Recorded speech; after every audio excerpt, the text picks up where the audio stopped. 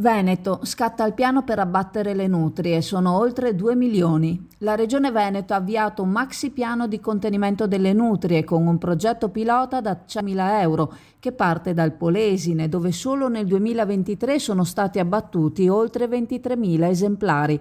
Il numero complessivo stimato in tutta la regione supera i 2 milioni.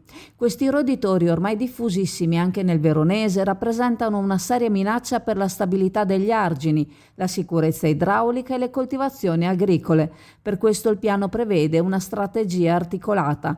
La provincia di Rovigo coordinerà 6 squadre di cacciatori volontari, ciascuna formata da 4 operatori, che riceveranno un rimborso spese e potranno agire su tutto il territorio provinciale, superando i vincoli delle autorizzazioni locali. Le carcasse verranno raccolte e smaltite in 3 centri specifici situati a Calto, Adria e Taglio di Po, per evitare l'abbandono o l'interramento come accadeva in passato.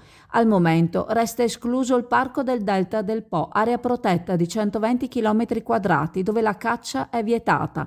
L'assessore regionale alla caccia, Cristiano Corazzari, auspica un'intesa con l'ente parco. Non possiamo permettere che proprio lì le nutrie si riproducano indisturbate. È in corso un confronto per includere anche questa zona nel piano.